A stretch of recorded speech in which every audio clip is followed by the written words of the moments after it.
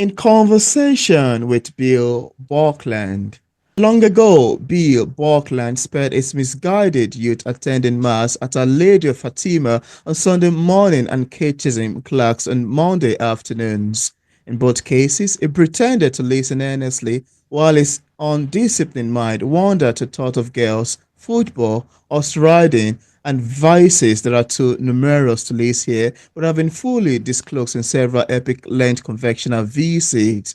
Unfortunately, there is another bad habit that followed Bill into adulthood, resulting in the writing of the misconceived perception of a baby named Jesus. Despite his shortcomings, Bill has somehow managed to stay married to his high school sweetheart, Shawn, for over 40 years, and they have somehow managed to raise three wonderful kids, each with equally wonderful partners. Proud to write in the Misconceived Conception, Bill spent 18 years as a senior manager and director at Amazon.com with work assignment based in the US, Luxembourg, and the UK. He held leadership roles in Amazon Retail, Kindle B2B, and lesser organizations. And on today's episode of Auto Interview, it's my utmost pleasure, joy and excitement to offer the show today be Borkland and Cindy Bright co-hosting me in the conversation. How are you doing, Bill? Great, Peter. Thank you for that kind introduction. Doing well. We welcome you Yeah, to P English Literature, and I'm ready to get it rolling here. Yeah, I'm excited. Great. absolutely. We're excited to have you. So, Bill, I'd like you to tell us about your book, The Misconceived Conception of a Baby Named Jesus, whose description page on Amazon reads quite captivatingly, a bit surprising and wholesome to me. And I'd like to ask you, how does this book come about? What inspired you to write the book, and what would reader experience reading the book? And also, how did you even come up with this title for a book cover? Okay, great. Those are uh, let me know if I missed any of the answers to I those think I've got questions. three So questions in there already. I'll start. The book is a religious satire. It's a comedic religious Mm, satire. That kind of the heart of the book takes place in the days immediately before and immediately after the birth of Jesus. And I say it's a comedic satire because some satires can be very heavy and dark. mm, This is intended to be kind of very light and funny. Um, and so that's kind of the central characters. Some are you would be familiar with. They are Mary and Joseph and the wise men, and then some characters are entirely made up, and mm, um, it revolves around a conflict between Mary and her parents about the nature of the conception. Um, I originally started writing a book about the fourth wise man. So in the New Testament, they talk about three wise men who visited Jesus, and I thought, well, what if there was a fourth? Wouldn't that be kind of funny if there was this fourth wise man who was a bit of a goofball who didn't quite make it into the biblical stories, and what would he be like? And then I thought about kind of who that fourth wise man would meet along the way, and one of the persons he would meet would be Mary. And then that made me think about, well, who is Mary? Who was Mary? And Mary was a young teenage girl around 14 who was pregnant. And then I thought, I'm a parent of three kids. What would I do if one of my kids was 14-year-olds and had was pregnant?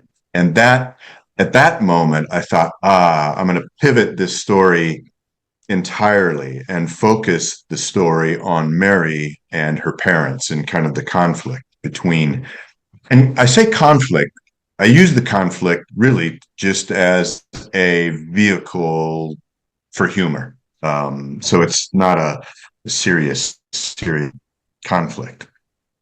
And then I think the last question, Peter, and correct me if I'm wrong, I think was about the title. yeah, the title.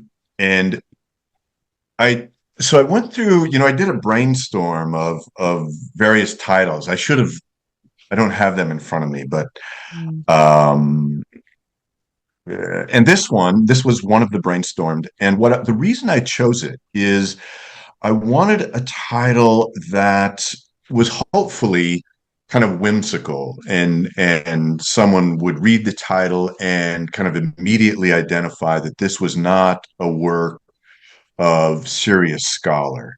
Yeah. I was not kind of a religious historian that was telling kind of new details about the birth of Jesus. Rather, it's uh, a story that is a lighthearted story Yeah. about a baby whose name is Jesus, and the misconceived or misinterpreted um, ideas about the conception of that baby. And so that's how I arrived at the title. Yeah. Did I get all the questions? You did. All right. Thank you. From what I understand, you have this story actually told chronologically in third person omniscient point of view. Out of curiosity, if this were written in first person point of view, which character would you have narrating that story? Yeah, that's a fun question. I there's probably a couple different ways I would have gone. One would have been to have Mary, who is the kind of the hero, the protagonist of the story. I think to tell the story entirely from her point of view. Like, here I am pregnant and I have my mother and father kind of trying to influencing me in one way. I have these wealthy and learned wise men who also like to party a bit, coming in and seeing me, and then I have this kind innkeeper, and so maybe telling it from her story. I think that would be one way to play it, and then another way is to play it just the opposite. So there's a wise man in the story called Casper, who is one of the wise men in the Bible, but I make him a very different character. Casper is a wise man who loves a good party, drinks a lot of. The only thing he likes more than wine is to smoke cannabis, and so he's this very kind of disinterested in the birth itself, and just wants to look for a reason to have a good time, and maybe telling it from his perspective, kind of that he gets dragged along to see this baby, and what he thinks along the way. Those are two ways I chose.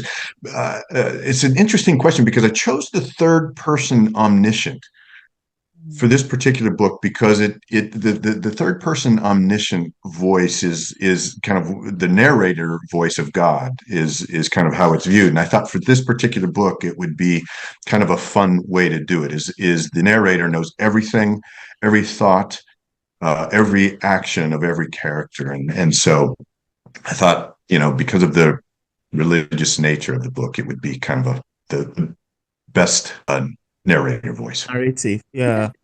I love your take on that. Actually, initially I was thinking you're gonna mention Jesus to be the narrator, but I later thought I think Mary would have been much better to tell the story if you had to use Yeah, narrative. the in the book, Jesus appears just for about a page and a half. He makes he is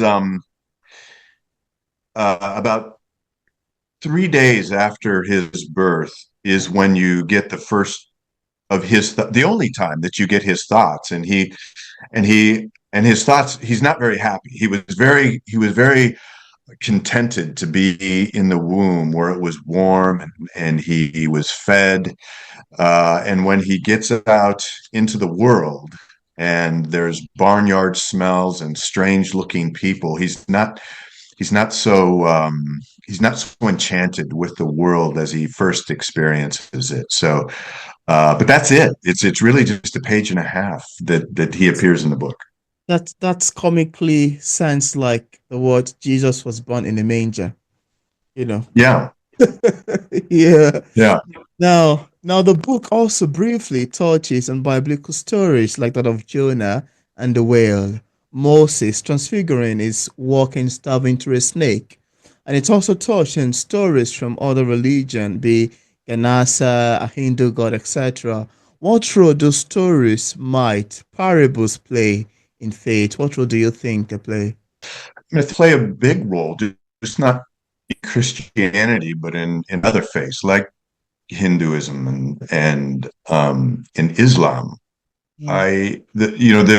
The the books are made up of, well, actually, in the second to last chapter, it's of the, I think myths and parables and stories play a big role in the in all sorts of faiths. Yeah. It's not only Christianity, Hinduism, and in Islam. And I think an example of where I bring that into this book is the gospel writer Luke. So the second to last. So Luke had to piece together his gospel based upon what he says. And this is again, this is my imagination of Luke's fictional. Yeah. So what Luke says is he has to take a third of what he has written is verifiable fact. And then another third are plausible stories. And then the other third are myths that kind of act as a glue to put it all together. And this is just kind of my fictional account of how Luke puts together the gospel. But I think to a large degree, that's what the writers of at least the New Testament and the Old Testament had to do, is they had to create stories to tell truths or what they believe to be truth. And so I think it plays a big role in all faiths. Oh wow, that's amazing. I Peter, by the way, I I downloaded your anthology, one of your anthologies of poems, The Ecstasy of the Dead, and I just started to read it. So I haven't read it cover to cover, but I when I was reading it, I thought that your writing has a lot of qualities of parables and myths, and it has, I think, some biblical qualities. And Yeah, so I, I just, yeah, it just struck me as I was reading it. It's very deep. that makes me His believe writing Yeah, is very, very deep. that book was written yeah. like 4 years ago. Thank you. Well, yeah, I mean, Cindy's exactly right. It is a very deep book. My book, on the other hand, is very shallow. It tries to to stay light, but yeah, I think your writing has that kind of biblical parable and mythical Yeah, quality to it. thank you. But proceeding a little bit, I'm interested to know a little bit about the innkeeper where Mary gave birth to Jesus. As I'm understanding it, she was kind, generous, and compassionate. How does his portrayal in the book differ from his portrayal in the Bible? Can you kind of share a little bit more and expand Yeah. on Mm. He was a fun character to write. So in the Bible, the innkeeper gets kind of very little mention, just that, hey, there wasn't enough room. There's not enough room in my inn, so, but you can, go have your baby in my stable. And when I read that as a kid, when I thought about that, I thought, wow, he's not a very nice guy. Like this pregnant woman comes in and he can't even make room in his inn. That just seemed unkind. And so when I started to write the book, when I first wrote the in the book, we just call him the keeper. He was this cantankerous old crank who was not a very nice guy. And then I thought, no, I just didn't like the way it felt. So I really turned him into a grandfatherly figure who showed uh, arguably the most kindness towards Mary. He was much more kind, much more caring than certainly Mary's parents. And kind of he was there to serve Mary and Joseph, and then eventually, the baby. And so I think it differs, at least what my kind of understanding or my perception was when I originally read the Bible versus kind of the character that I ended up with were very different. He was a kind old man who, anyone would want to have him as a grandfather.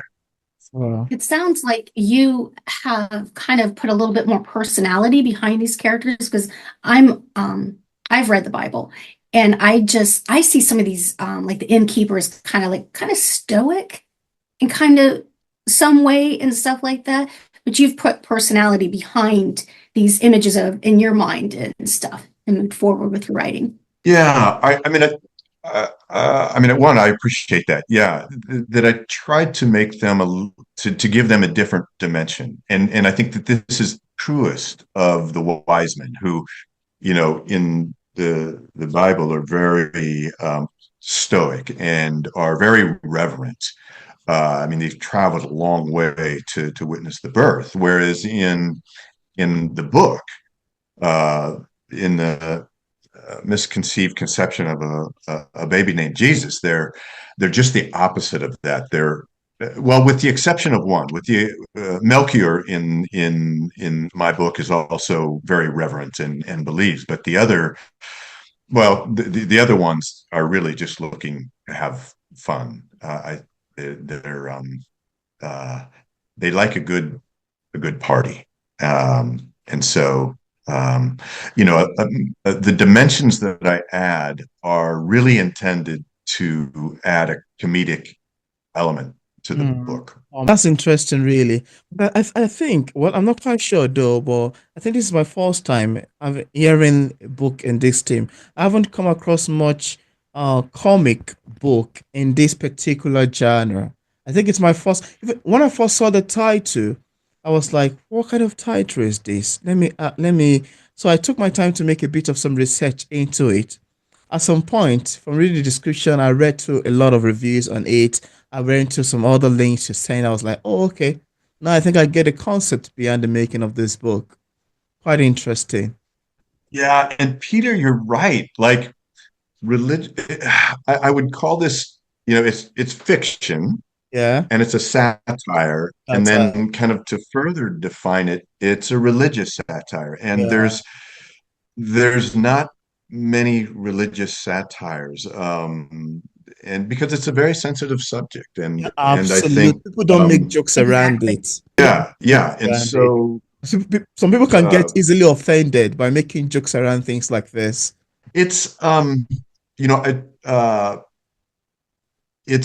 yeah. So I think that's why you don't find a whole lot of religious Things like satire. this.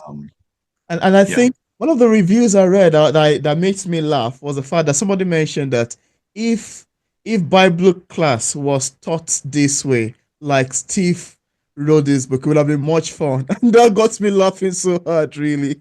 I read a review that relates to that. If Bible classes was taught in a fun manner like this, it would be much fun.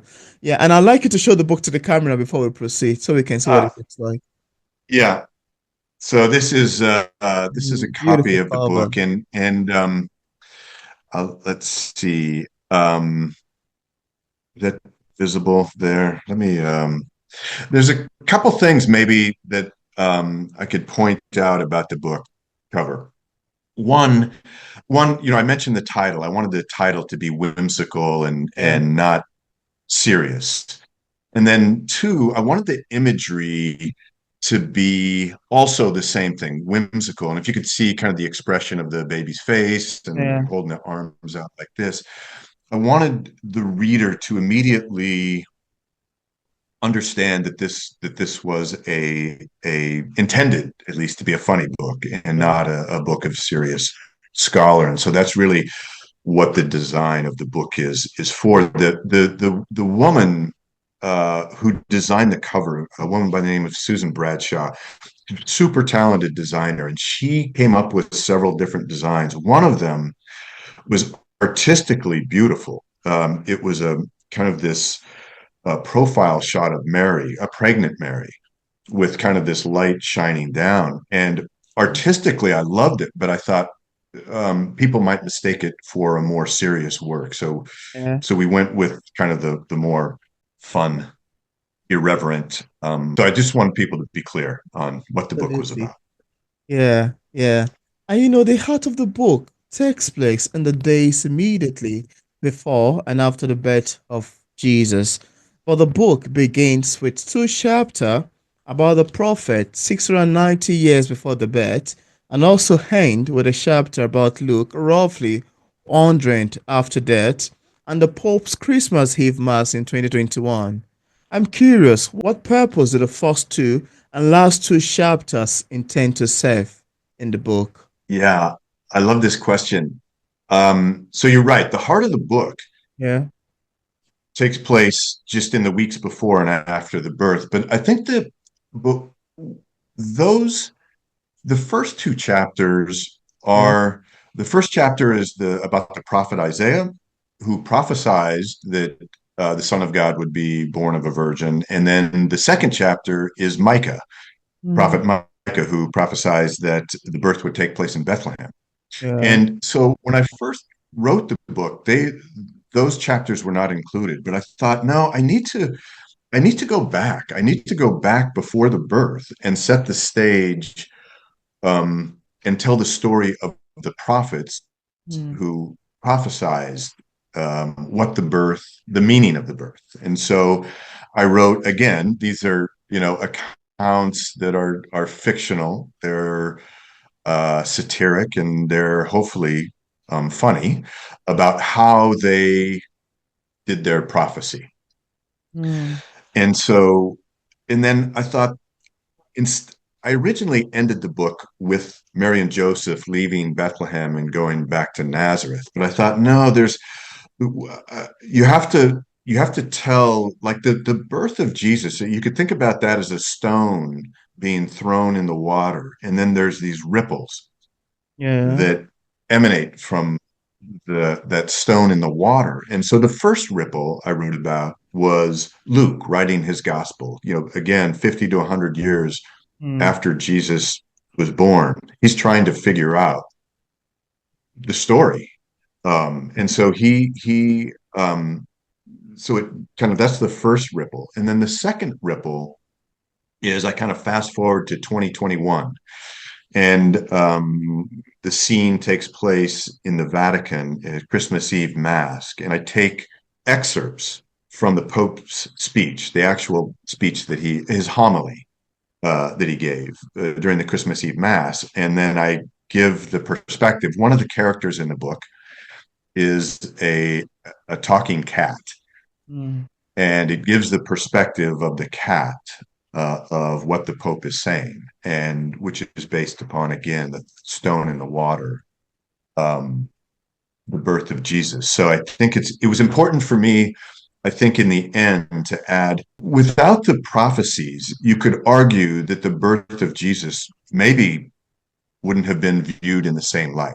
And then you could also argue that Luke, would never have written his gospel, and kind of the Pope would never be giving a homily like he gave. And so I thought that kind of completed the picture. interesting. Yeah, because like seriously, the first book, those those books really help depict in the Bible what's foreshadowing and what's to come. Right. Peter mentioned stuff about reviews and stuff. I wanted to kind of get a little bit more into the meat of that because this book just came out recently. Am I correct? Yeah. Just a month ago. Yeah. Yeah. Okay. So with that, I think interviews and reviews are all important because they let the reader get to know you a little bit more and stuff. And I'm definitely one that looks at reviews. But I'm curious, as a writer myself, I like to read the feedback. And you may want to agree with me and you may not want to agree with me, but some literature is just complex in its entirety. And it's the fact that we can be interpreted in different ways, what like you write and stuff. I want to know how you handle things because things are interpreted different ways and funny, hilarious, but you might not have meant it that way.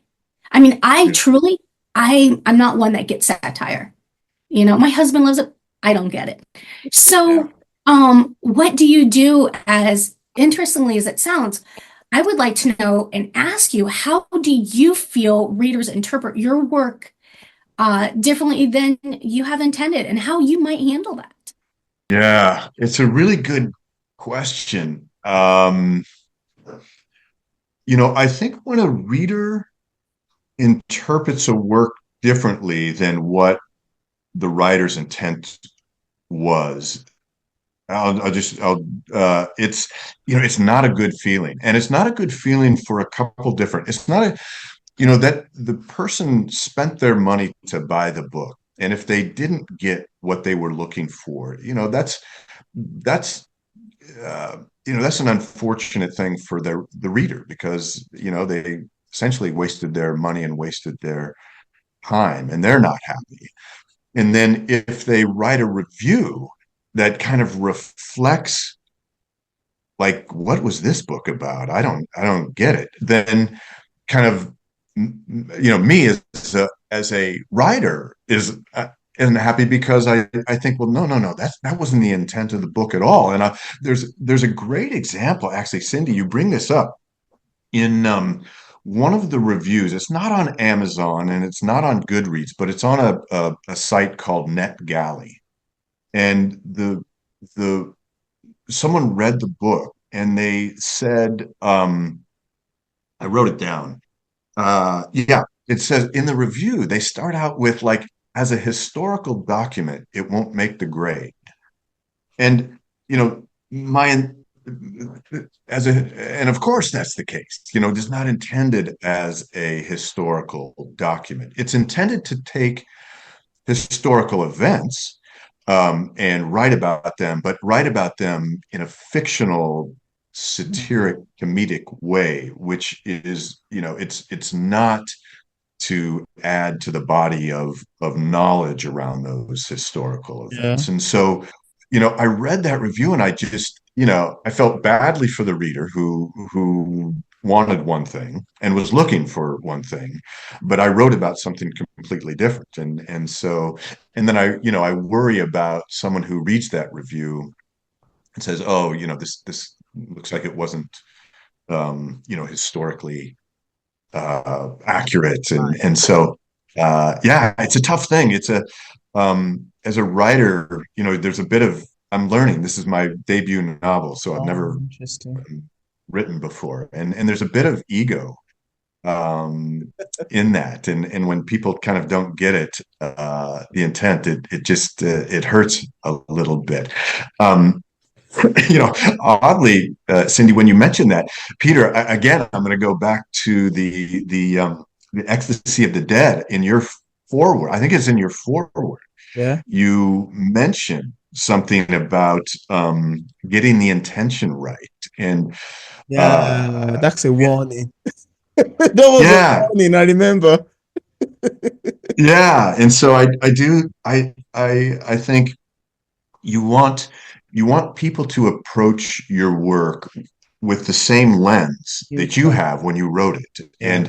And I know that, hopefully that's the case most of the time and people are happy with what they read. But I know in some cases, like the one, that I just mentioned for my book, that's not the case. Mm. And yeah, and Cindy, you bring up another thing. I think, not only is religious satire is it's very sensitive and will immediately offend some, and then I think kind of yeah, and so I think there's a double-edged sword. It's tough. You're Mm. not going to enjoy the book. But there are people out there that strictly want the satire. Mm. But like we've discussed, you have taken a sensitive topic. So you are Yeah. new in this area. So yes. Yeah, I mean, I think that the people that the book will appeal to are, I'm going to date myself here, but there was a British comedy troupe from the 1970s, and they did a movie called The Life of Brian.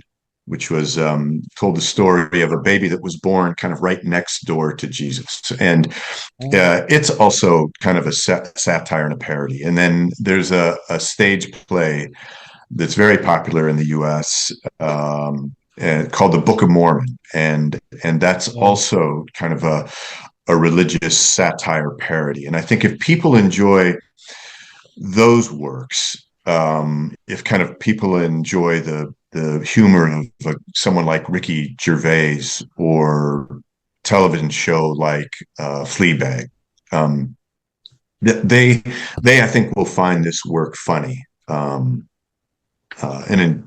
kind of get the satire and the parody that's in the book.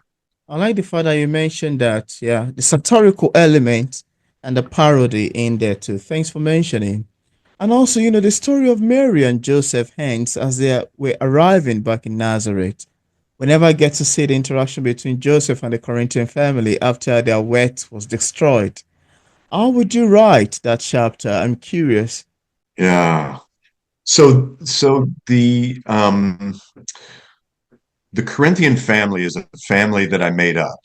So in the real Bible, there's letters to the people of Corinth, the Corinthians. But I took that and I kind of just turned it 90 degrees and made up a family called the Corinthians. And the Corinthians in my book raised Arabian thoroughbreds and were a very, very wealthy family. And one of the side stories in the book is that Joseph was building them a stable in Nazareth, but that was before he was called to Bethlehem. And he was unable to finish the stable. And so as a result, the horses were either eaten by other animals or they ran away, and the Corinthians' wealth was destroyed. And so, but I when I end the book, you're right. The final interaction. So throughout the book, there's 6 letters from the Corinthians written to Joseph saying, "Hey, please come back and finish the stable. This is what's happened." And then another letter that says, "Hey, please come back. Here's another thing that happened to our horses." And then the final letter between the Corinthians and Joseph is actually from an attorney of the Corinthians who says, "Joseph, sorry, we have to sue you." So what you don't see is how Joseph and the Corinthians may have reconciled, and I don't know if they would have. So I think if I wrote that scene, I probably maybe I would have written a scene where the Corinthians, once they understand why Joseph was away, once they understand kind of what happened to Mary, once they understand about the baby, maybe they would have been more sympathetic, and the family and Joseph would have reunited in a good way. But I'm not sure. Well, hopefully. Yeah, we'll see. I like a messy ending. And yet most authors try to tie it up at the end. Yeah, no, I didn't want to tie it up because life is not tied up, and life is messy, and so I didn't want to. Yeah, I wanted to end on it's not a sad note, but it's just not a fully tied up Okay. note. It gives you something to lead off with the next book. That's right. Yeah. I want to make sure that if you have any advice to a struggling published author, that you could share that with us. And then I'd also would appreciate you being able to tell us where readers can actually get a copy of your book. Sure. I mean, my advice to struggling kind of writers who are trying to get published, I would, I was one. I would imagine every writer is one at the beginning. I think there's 2 pieces of advice that would go with this. The first is write, like finish what you begin, and go over that book until you have something that you're proud of, until that you have something that you feel good about. Yeah. And then the second one is then send it out into the world to agents and publishers.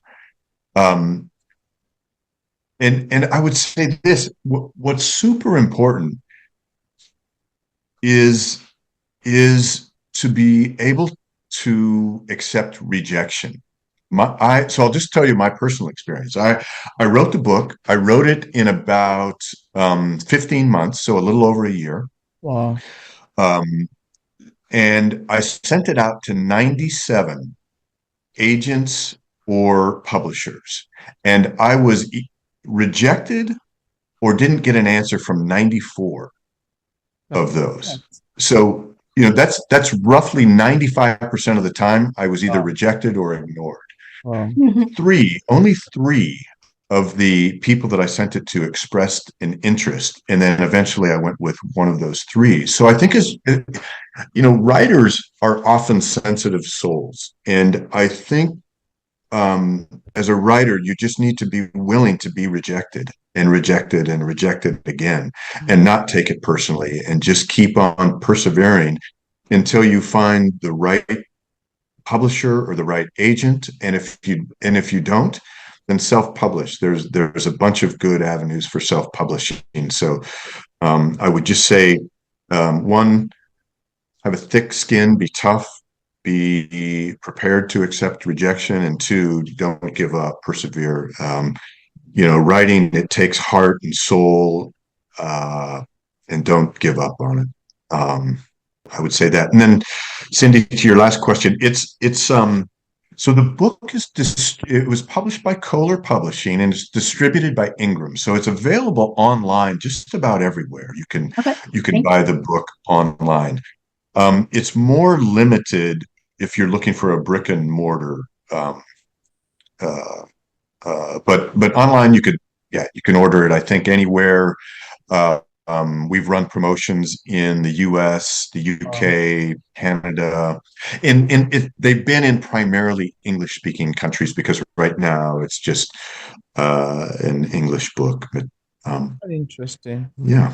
Why, great. And I left a link in the description part of this interview where interested viewers can get a copy of Bill Borkland's books directly on Amazon and Barnes& Nobles on Ingram Spark on his website and also on other platforms. I also left a link to his social media pages for possible followings. So thank you so much, Bill, for accepting the invitation to be featured on P English Literature. And also, this is more than awesome, quite exciting, quite fun, having a conversation around your satirical title. Thank you so much for coming on. Yeah, Peter and Cindy, thank you. I really appreciate being included in your podcast, and I love the work that you're doing. I think it's important, and I think eventually nothing but good will come of it. I think you're doing yeah, great work that transcends books.